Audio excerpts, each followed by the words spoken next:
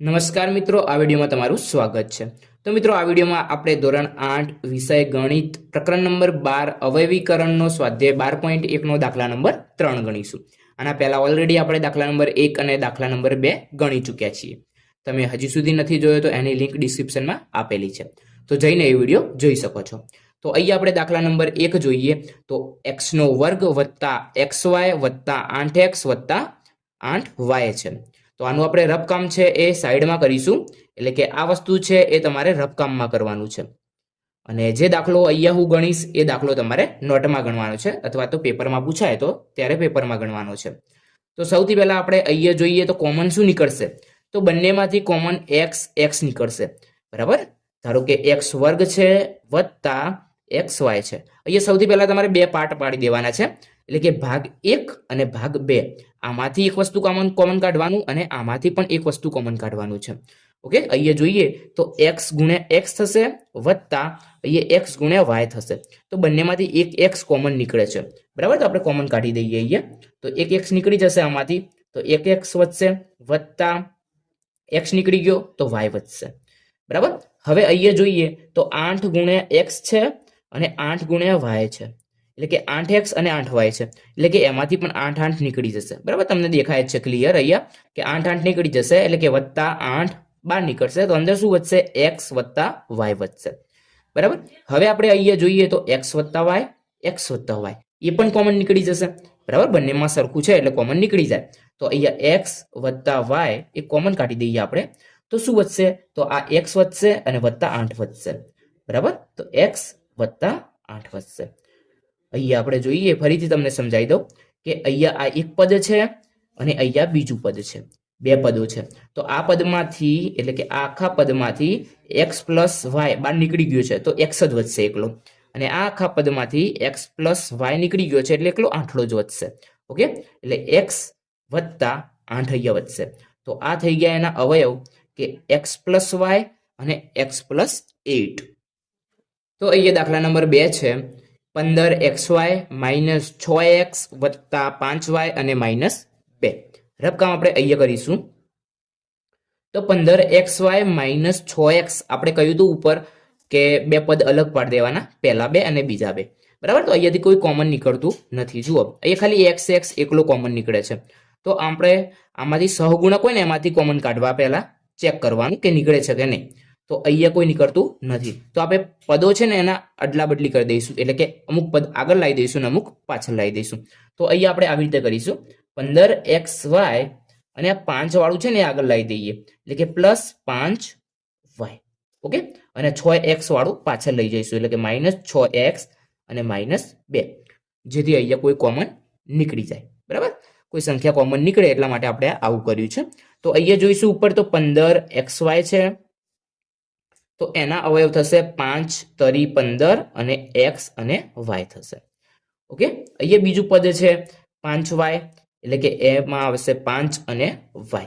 તો અહીંયા જુઓ 5 નીકળી જશે અને y પણ નીકળી જશે, એટલે કે અહીંયા આપણે કોમન કાઢી દઈએ તો 5y કોમન નીકળશે, તો અંદર વધશે 5 તરી 15, એટલે કે 3 વધશે અને x વધશે, y પણ નીકળી ગયો છે બહાર, બરાબર। અને અહીંયા 5y આખો નીકળી ગયો છે, એટલે કે એક જ વધશે, બરાબર।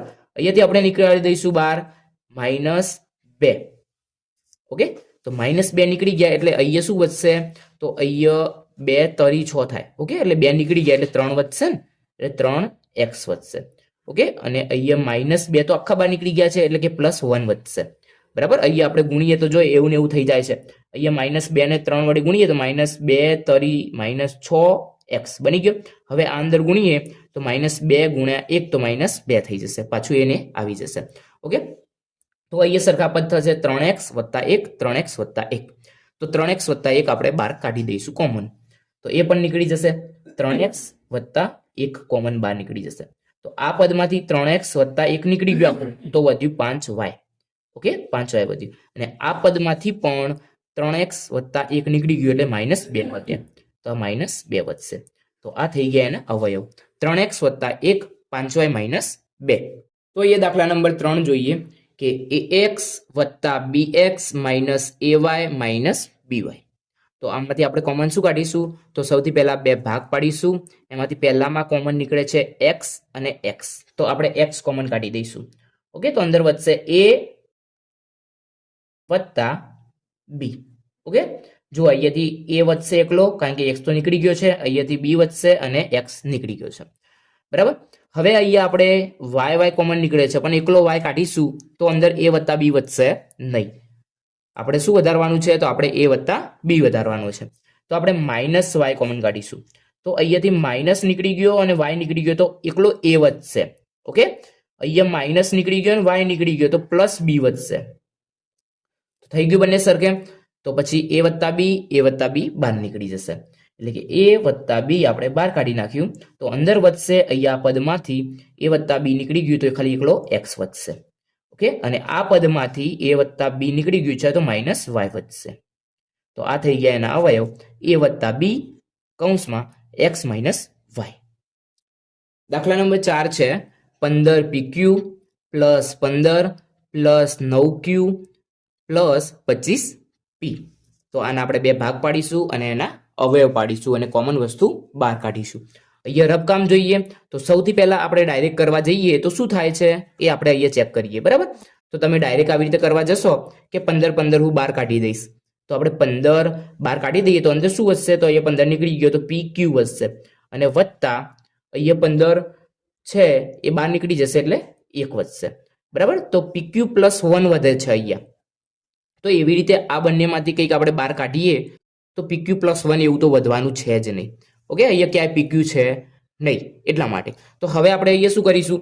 તો અહીંયા પદો છે ને આપણે અદલા બદલી કરી દઈશું. ઓકે, તો આગળ પાછળ કરીશું, એટલે કે 15pq, આ 25 ને આપણે આગળ લાવી દઈશું, તો પ્લસ 25p. ઓકે, અહીંયા 9q એમને એમ રાખીશું અને પ્લસ 15 ને આપણે પાછળ મૂકીશું. બરાબર, ચલો હવે અહીંયા 15pq પ્લસ 25p, તો એમાંથી શું કોમન નીકળશે? તો આપણે અહીંયા સાઈડમાં જોઈએ. પહેલા 15pq, તો એને કેવી રીતે લખાશે? તો આવી રીતે 3 પંચા 15 p અને q. ઓકે, 25p, તો એને કેવી રીતે લખાશે? તો 5 5 25 અને p. તો આમાં જોવો તો શું સમાન નીકળશે? તો 5 5 અને p નીકળશે. ઓકે, તો 5p આપણે બહાર કાઢી દઈશું, તો 5p નીકળી ગયા, તો અહીંયા 5 તરી થાય. ઓકે, એટલે કે 5 નીકળી ગયો તો 3 વધશે, એટલે 3, અને p નીકળી ગયો એટલે q વધશે. ઓકે, વત્તાના વત્તા એ 25, તો 25 માં 5 5 25 માં એક 5 અને p નીકળી ગયો, તો એકલો 5લો જ વધશે, તો 5. બરાબર, હવે આપણે બીજામાંથી શું કોમન નીકળશે એ આપણે ચેક કરી લઈએ અહીંયા. તો 9q, તો 9 એટલે 3 તરી 9 અને q નીકળે. ઓકે, વધશે, પ્લસ 15 એટલે 5 તરી 15, તો અહીંયા 3 3 છે એ સરખા છે એટલે 3 બહાર નીકળી જશે. તો અહીંયા 3 તરી 9 એટલે કે એક તગડો વધશે અને q વધશે, વત્તા એમના એમ અહીંયાથી પણ 3 નીકળી ગયા એટલે 5 તરી 15 થયા હતા ને, તો આપણે 3 નીકળી ગયા એટલે 5 વધ્યા. ઓકે, અહીંયા જુઓ common 3q plus 5, 3q plus 5. Okay, તો 3q પ્લસ 5 એ આપણે બહાર કાઢી દઈશું. તો આ પદમાંથી 3q પ્લસ 5 નીકળી ગયા તો વધ્યા 5p, અને આ પદમાંથી 3q પ્લસ 5 નીકળી ગયા તો વધ્યા પ્લસ 3. ઓકે, તો આ થઈ ગયા એના અવયવ 3q પ્લસ 5, 5p પ્લસ 3. તો એ દાખલા નંબર 5 છે કે z માઇનસ 7 વત્તા 7xy માઇનસ xyz. ઓકે, તો આમાંથી કોમન શું નીકળશે? તો કોમન નીકળશે એવા પદો આપણે જોડે લાવી દઈએ. બરાબર, z વાળા જોડે લાવી દઈએ અને 7 વાળા જોડે લાવી દઈએ. તો પહેલો z છે તો એમને એમ રવા દઈશું. આ z વાળું પદ આપણે આગળ લાવી દઈએ, તો માઇનસ xy અને z. ઓકે, માઇનસ 7 એમના એમ પ્લસ 7xy એમના એમ, 7xy એમના. ઓકે, તો હવે અહીંયાથી આપણે z અને z કોમન કાઢી દઈએ, તો z નીકળી જશે, તો અંદર વધશે, અહીંયા z નીકળી ગયો એટલે 1 વધશે, ઓછા x અને y વધશે. ઓકે, કારણ કે અહીંયાથી z નીકળી ગયો છે એટલે. હવે અહીંયાથી શું કોમન કાઢીશું? અહીંયા આપણે અંદર લાવવાનું છે, એક માઇનસ લાવવાનું છે અહીંયા. બરાબર, તો આપણે માઇનસ કોમન કાઢી દેવું પડશે, અને 7, તો -7 તો નીકળી ગયો, તો અહીંયા 1 વધશે, અહીંયા -7 નીકળ્યો છે એટલે કે અહીંયા માઇનસ આવશે. બરાબર, માઇનસ માઇનસ અહીંયા માઇનસ અંદર ગુણાય એટલે અહીંયા પ્લસ બની જાય, અને અહીંયા xy વધશે, એટલે સેમ એવું ને એવું પદ બની ગયું છે. અહીંયા આપણે છોડીએ એટલે એવું ને એવું બનશે. જુઓ, આ -7 અંદર ગુણીએ તો -7 એકા -7 થઈ ગયા. પછી -7 ગુણ્યા XY કરીએ તો 7XY થશે, પણ માઇનસ માઇનસ અહીંયા પ્લસ પણ થઈ જશે. ઓકે, એટલે પ્લસ થઈ ગયો છે. હવે આ સરખા સરખા આપણે બહાર કાઢી દઈએ, એટલે કે 1 - XY આપણે કોમન કાઢી દઈશું. તો અંદર શું વધશે? તો કે આ પદમાંથી 1 - XY નીકળી ગયો તો Z વધ્યો એકલો. ઓકે, અને આ પદમાંથી 1 - XY નીકળી ગયો તો -7 વધ્યો એકલો, તો -7. તો આ થઈ ગયા એના અવયવ કે 1 - XY કૌંસમાં Z - 7. તો મિત્રો, આ વિડીયો તમને પસંદ આવ્યો તો આ વિડીયોને લાઇક, શેર અને સબસ્ક્રાઇબ કરવાનું ભૂલશો નહીં.